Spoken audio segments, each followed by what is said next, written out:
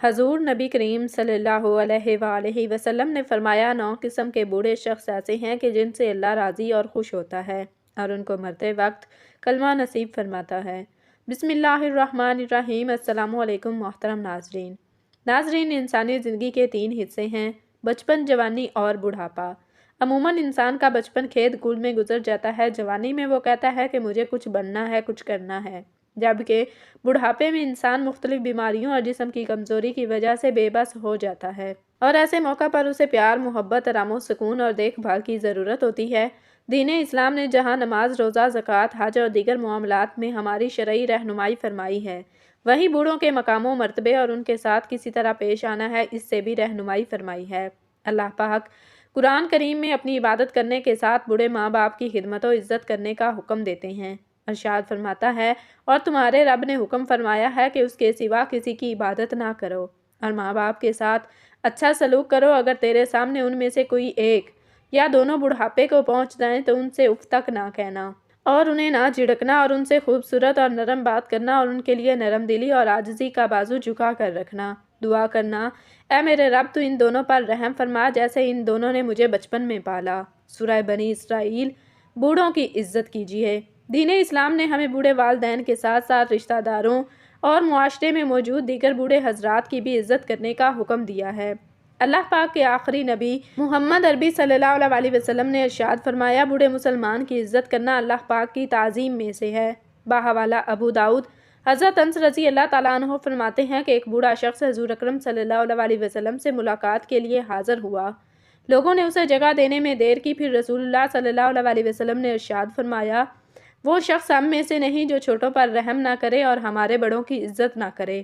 بحوالہ ترمذی شریف۔ اہل ایمان میں امام طاؤس رحمۃ اللہ علیہ فرماتے ہیں کہ 4 شخصوں کی تعظیم کرنا سنت ہے، یعنی رسول اکرم صلی اللہ علیہ وسلم سے یہ عمل ثابت ہے۔ نمبر 1، عالم دین، یعنی وہ شخص جس نے اپنی زندگی کو طالب علم کے لیے وقف کر دیا، اصول علم کی خاطر سفر کیا، دین کا علم حاصل کیا اور پھر اس کی اشاعت میں اپنا کردار ادا کیا، تو ایسا شخص نبی کریم صلی اللہ علیہ وسلم کے نزدیک تعظیم اور عزت و احترام کے قابل ہے۔ نمبر 2، بوڑھا شخص، یعنی کوئی مسلمان یا کسی دوسرے مذہب سے تعلق رکھنے والا ایسا مرد یا عورت جس کا جسم بڑھاپے کی عمر کو پہنچ چکا ہے اور وہ اپنی زندگی گزارنے کے لیے دوسروں کے سہارے کا محتاج ہے، تو ایسا شخص نبی کریم صلی اللہ علیہ وسلم کے نزدیک احترام اور عزت کے لائق ہے، اور اس معاملے میں مذہب کی بھی کوئی قید نہیں، خواہ بوڑھا شخص کسی بھی مذہب سے تعلق رکھتا ہو۔ مسلمانوں کے لیے انسانیت کی بنیاد پر اس کا احترام لازم ہے۔ حضرت اسماء بنت ابی بکر رضی اللہ تعالیٰ عنہا بیان کرتی ہیں کہ نبی کریم صلی اللہ علیہ وسلم کے زمانے میں صلح حدیبیہ کے بعد ان کی مشرکہ والد حضرت ابو بکر کی سابقہ بیوی مکہ مکرمہ سے مدینہ منورہ آئی۔ ان کی والدہ کا نام قتیلہ بنت عبد العزیٰ تھا اور وہ اس وقت تک اسلام نہیں قبول کر چکی تھیں۔ جب قتیلہ مدینہ آئی تو وہ اپنی بیٹی حضرت اسماء رضی اللہ تعالیٰ عنہا کے لیے کوئی تحائف لے کر آئیں۔ یہ تحائف کپڑے اور دیگر اشیاء پر مشتمل تھے۔ حضرت اسماء رضی اللہ تعالیٰ عنہا نے اپنی والدہ کی آمد اور تحائف کے معاملے میں تذبذب محسوس کیا، چونکہ ان کی والدہ مشرکہ تھیں اور وہ دین اسلام پر نہیں تھیں، اس لیے حضرت اسماء نے سوچا کہ کیا ان کی والدہ کے ساتھ اچھا سلوک کرنا اور ان کے تحائف قبول کرنا درست ہوگا۔ اس تذبذب کے سبب حضرت اسماء رضی اللہ تعالیٰ عنہ نبی کریم صلی اللہ علیہ وسلم کی خدمت میں حاضر ہوئیں اور سوال کیا، یا رسول اللہ صلی اللہ علیہ وسلم، میری والدہ مشرکہ ہیں اور وہ میرے پاس آئی ہیں اور تحائف لائی ہیں، کیا میں ان کے ساتھ صلح رحمی یعنی رشتہ داری کا حق ادا کروں؟ تو نبی کریم صلی اللہ علیہ وسلم نے ان کی بات سن کر ارشاد فرمایا، ہاں، اپنی والدہ کے ساتھ صلح رحمی کرو اور ان کے حقوق ادا کرو۔ بحوالہ صحیح بخاری اور صحیح مسلم۔ والدین کے حقوق کی ادائیگی دین سے مشروط نہیں۔ نبی کریم صلی اللہ علیہ وسلم کے اس فرمان سے یہ سبق ملتا ہے کہ والدین کے ساتھ حسن سلوک اور ان کے حقوق ادا کرنا ایک بنیادی انسانی اور اسلامی فریضہ ہے، چاہے والدین مسلمان ہوں یا غیر مسلم۔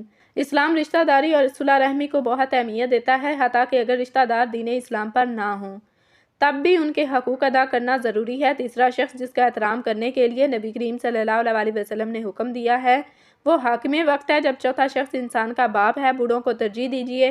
امام غزالی رحمۃ اللہ علیہ فرماتے ہیں کہ بوڑھوں کی عزت کا کمال درجہ یہ ہے کہ ان کی موجودگی میں ان کی اجازت کے بغیر نہ بولا جائے۔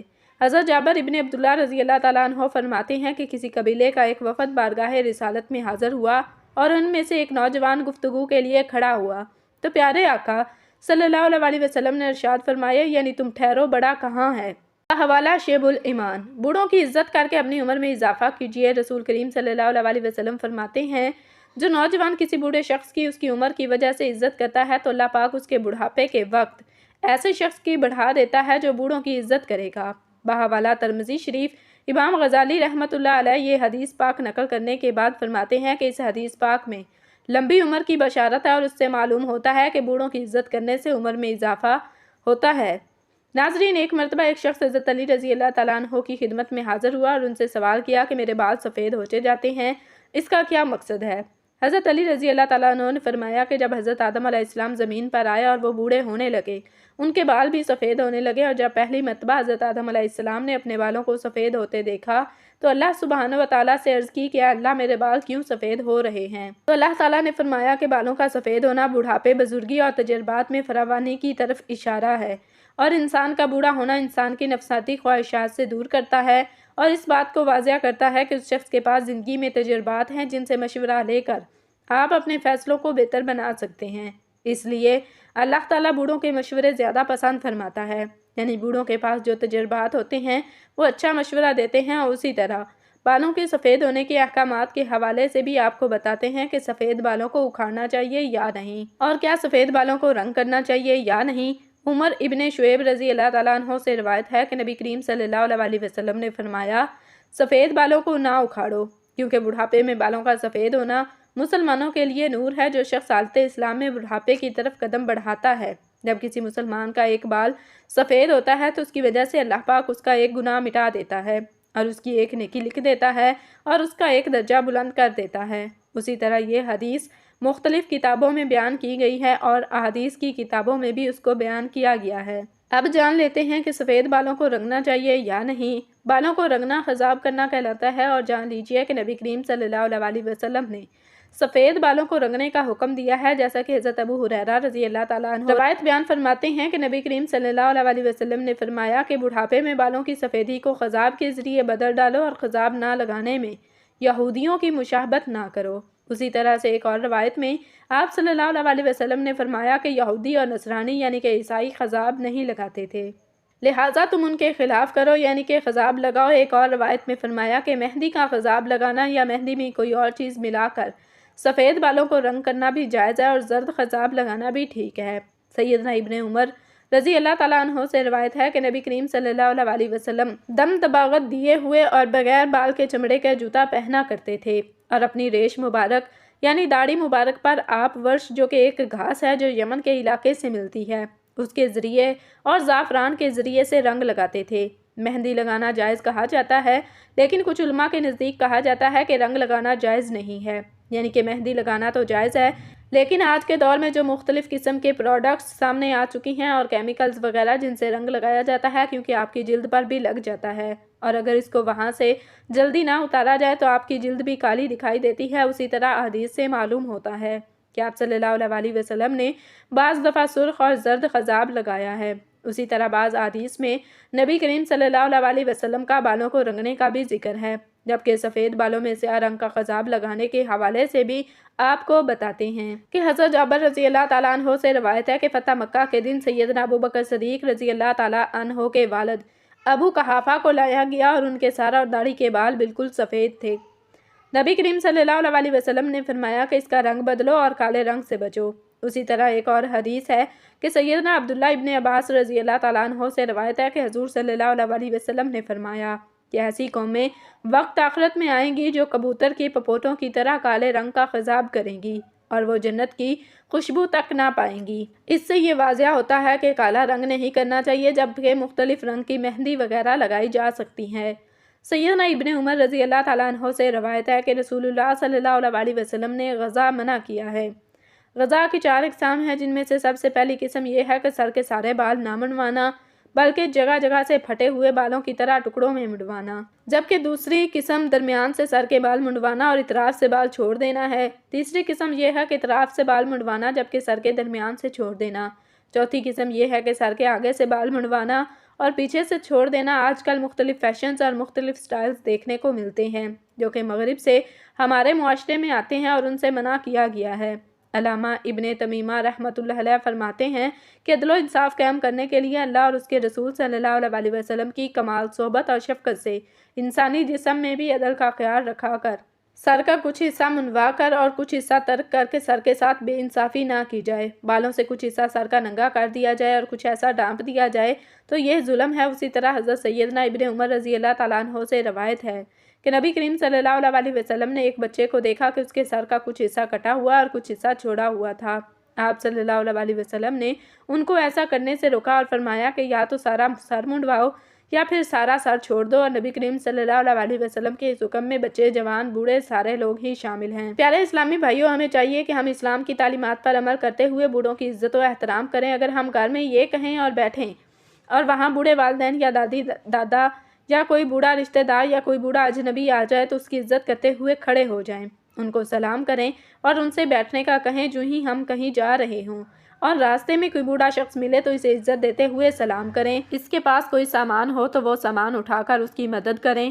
اسی طرح جب ہم کسی ٹرین یا گاڑی میں سفر کر رہے ہوں اور کوئی بوڑھا آ جائے اور بیٹھنے کی جگہ نہ ہو تو اس کو اپنی جگہ پر بٹھا کر عزت دیں اور اس کی دعائیں لیں۔ حضرت مفتی احمد یار خان نعیمی رحمۃ اللہ علیہ فرماتے ہیں کہ اللہ پاک کی بارگاہ میں بوڑھے شخص کی دعا زیادہ قبول ہوتی ہے۔ اللہ کریم سفید داڑھی بالوں والے بندے کے پھیلے ہوئے ہاتھ خالی نہیں پھیرتا۔ اللہ پاک ہمیں اسلام کی روشن تعلیمات پر عمل کرتے ہوئے بوڑھے حضرات کی عزت و ادب اور احترام کرنے کی توفیق عطا فرمائے۔ ناظرین، اسلام میں موت کے وقت کلمہ طیبہ لا الہ الا اللہ کے جاری ہونے کے بہترین انجام کی علامت سمجھا جاتا ہے۔ اس حوالے سے نبی کریم صلی اللہ علیہ وسلم کی حدیث اور اسلامی کتب میں مختلف روایات موجود ہیں، اور فرمایا گیا کہ نبی کریم صلی اللہ علیہ وسلم نے 9 طرح کے بوڑھوں کے بارے میں فرمایا ہے کہ ان کی زندگی سے اللہ راضی اور ان کو مرتے وقت کلمہ طیبہ نصیب ہو جاتا ہے۔ ان خوش نصیب بوڑھوں میں سب سے پہلے نمبر پر وہ لوگ ہیں جو اپنی زندگی میں ایمان پر استقامت رکھتے ہیں۔ ایسے بوڑھے افراد جو اپنی زندگی میں ایمان رکھتے ہیں اور اللہ کے ساتھ اپنے تعلق کو مضبوط رکھتے ہیں، ان کی زبان پر کلمہ طیبہ جاری ہونے کی قوی امید کی جاتی ہے۔ رسول اللہ صلی اللہ علیہ وسلم نے فرمایا کہ جو شخص لا الہ الا اللہ کہتے ہوئے دنیا سے رخصت ہوا وہ جنت میں داخل ہوگا۔ بحوالہ صحیح مسلم۔ ایمان کی استقامت اور اللہ کے ذکر پر موت کے وقت جنت کی خوشخبری ملتی ہے۔ بوڑھے افراد جو طویل عمر گزرنے کے باوجود اپنے ایمان پر قائم رہتے ہیں، ان کے لیے یہ سعادت ممکن ہے۔ نمبر 2، والدین کی خدمت کرنے والے۔ بوڑھے والدین کی خدمت کرنے والے افراد کے بارے میں احادیث میں بہت فضیلت بیان کی گئی ہے، اور ایسے بوڑھے افراد جو اپنی اولاد کو نیکی اور خیر کی طرف رہنمائی کرتے رہے ہوں، ان کی زبان میں کلمہ جاری ہونے کی قوی امید ہوتی ہے۔ رسول اللہ صلی اللہ علیہ وسلم نے فرمایا، اس شخص کی ناک خاک آلود ہو جس نے اپنے والدین میں سے ایک یا دونوں کو بڑھاپے میں پایا اور ان کی خدمت کر کے جنت حاصل نہ کر سکا۔ بحوالہ صحیح مسلم۔ یہ حدیث ان افراد کی فضیلت کو بیان کرتی ہے جو اپنے والدین کی خدمت کرتے ہیں اور ان کی دعاؤں کا وسیلہ بنتے ہیں۔ ایسے والدین کے لیے نیک انجام کی امید کی جا سکتی ہے۔ نمبر 3، نماز کے پابند بوڑھے۔ ایسے بوڑھے افراد جو اپنی پوری زندگی میں نماز کے پابند رہے ہوں اور ان کے لیے موت کے وقت کلمہ طیبہ کے جاری ہونے کی خوشخبری دی گئی ہے۔ رسول اللہ صلی اللہ علیہ وسلم نے فرمایا، نماز دین کا ستون ہے، جو اس کو قائم رکھے گا وہ دین کو قائم رکھے گا۔ بحوالہ مسند احمد۔ نماز کی پابندی کرنے والے بوڑھے افراد کے دل اللہ کی یاد سے معمور ہوتے ہیں اور موت کے وقت اللہ کا ذکر ان کی زبان پر جاری رہتا ہے۔ نمبر 4، حقوق العباد کا خیال رکھنے والے۔ ایسے بوڑھے افراد جنہوں نے اپنی زندگی میں دوسروں کے حقوق ادا کیے ہوں، ان کے لیے بھی نیک انجام کی بشارت ہے۔ رسول اللہ صلی اللہ علیہ وسلم نے فرمایا، مسلمان وہ ہے جس کے ہاتھ اور زبان سے دوسرے مسلمان محفوظ رہیں۔ بحوالہ صحیح بخاری۔ حقوق العباد کا خیال رکھنے والے بوڑھے افراد کو اللہ کی رحمت نصیب ہوتی ہے، ان کا خاتمہ ایمان پر ہوتا ہے اور ان کو موت کے وقت کلمہ پڑھنا نصیب ہوتا ہے۔ نمبر 5، قرآن کے حافظ اور قاری میں۔ بوڑھے افراد جو قرآن کے حافظ یا اس کے قاری ہیں اور انہوں نے اپنی زندگی کا بیشتر حصہ پڑھنے اور پڑھانے میں گزارا ہوتا ہے، ان کے لیے بھی نیک انجام کی بشارت دی گئی ہے اور ان کو اللہ تعالیٰ مرتے وقت کلمہ نصیب کرتا ہے۔ رسول اللہ صلی اللہ علیہ وسلم نے فرمایا، قیامت کے دن قرآن اپنے قاری کے لیے شفاعت کرے گا۔ بحوالہ صحیح مسلم۔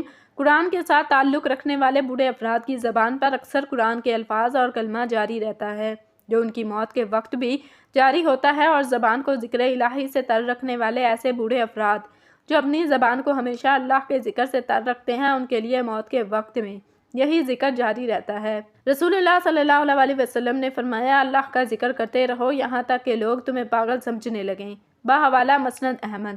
اللہ کے ذکر میں مشغول رہنے والے بوڑھے افراد کے لیے یہ عظیم سعادت ممکن ہے۔ نمبر 7، دعا کرنے والے اور بخشش مانگنے والے بوڑھے افراد جو اپنے گناہوں پر ندامت کے ساتھ اللہ سے معافی مانگتے رہتے ہیں اور دعا کرتے ہیں۔ ان کی زبان پر موت کے وقت کلمہ جاری ہونے کی بشارت دی گئی ہے۔ قرآن پاک میں ارشاد ہے، اور جو اپنے رب کے سامنے کھڑے ہونے سے ڈرتے ہیں اور نماز کے لیے جھکتے ہیں، یہ کیفیت ان کے نیک انجام کا سبب بن سکتی ہے۔